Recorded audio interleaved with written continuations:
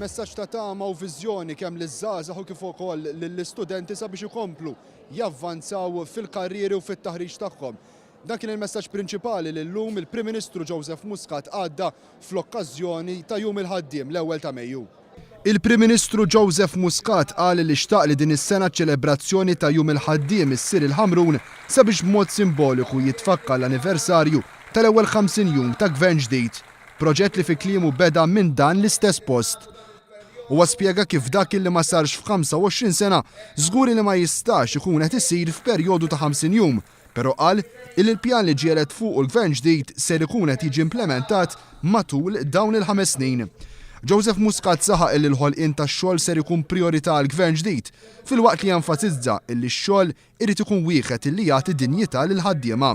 Sostna lekk li l-gvern ser ikun qed jagħmel kruċjata favur il-qerda tal-prekarjat f'pajjiżna. Qal li l-gvern mhux ser ikun qed jikkollabora ma' min ser ikun qed jisfrutta lil ħaddiem. Il-Prim Ministru wissa li ħadd m'għandu jbeżża lil ħaddiema sabiex ma jsemmawx leħinhom kontra l-prekarjat bl-iskuża li dawn jispiċċaw jitilfu xogħolhom, filwaqt li serħilhom moħħhom li xogħolhom mhux ser ikun qed jiġi perikolat jekk jitkellmu favur id-drittijiet tagħhom. Joseph Muscat reġa' saħaq fuq l-importanza tal-garanzija taż-żgħażagħ ta' tagħlim, taħriġ u xogħol. Garanzija li għalkemm il-Partit Laburista sa sena ilu kienet jiġġieled favorija waħdu f'pajjiżna, illum il-gvernijiet Ewropej kollha jaqblu fuq din il-proposta.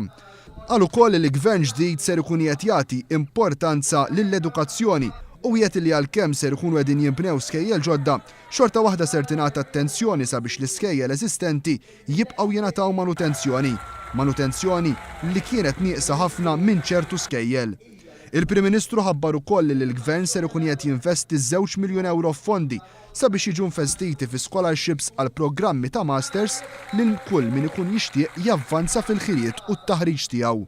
Saħaq li dan l-investiment ser ikun l-akbar wieħed li l-Gvern Malti għaddaħal għalih u dan jagħti xhieda ta' kemm l-avvanz tal-ħaddiema f'pajjiżna huwa għal qalb il-Gvern ġdid. Ħabbar ukoll kif il-Gvern għada ser ikun qed iniedi l-iskema ta' Jobs Plus, skema li ser tkun qiegħda toħloq aktar postijiet tax-xogħol għal dawk li għandhom aktar minn 40 sena u jinsabu qiegħda. Joseph Muscat qal li kull min irid jaħdem ma' dan il-Gvern ser jingħata l-opportunità sabiex jagħmel dan, però saħaq illi għalkemm ser ikun qed jiddefendi l-ħatrit li jagħmel ta' persuni bitwemmin differenti minn tagħna, ser ikun qed jiddefendi wkoll lil dawk bitwemmin laburista u li jingħataw spazju sabiex jaħdmu mal-Gvern. Il-Prim Ministru appella lill-Oppożizzjoni sabiex tikkollabora mal-Gvern għaliex meta tkun qiegħda tagħmel dan mhux ser tkun qiegħda tagħmel xi pjaċir lill-Gvern, iżda ser tkun qiegħda tgħin direttament lill-familji Maltin u Għawċin. Forsi jkun hemm min jaħseb illi wara r-reżultat elettorali li kien hemm nistgħu nissuppervjaw jew ngħaddu minn fuq l-Oppożizzjoni kif l-Oppożizzjoni għamlet meta kienet fil-Gvern. Maġġoranza ferm inqas minn din aħna ma rridux dik il-politika. Anzi offrejnielhom.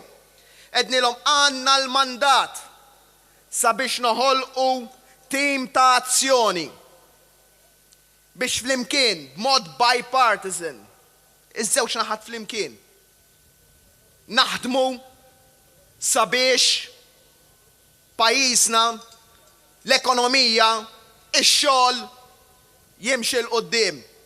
U għednilhom ħanersqulkom ejjew magħna fuq l-istess mejda, bl-istess drittijiet, bl-istess doveri, bl-istess fakultajiet, ħalli nkunu madwar l-istess mejda għal ġid ta' dan il-pajjiż. U Alla jbierek għalulna le. Alla jbierek għalulna le, għalulna għax ir-rwol tagħna mhux li nagħtu pariri lill-Gvern.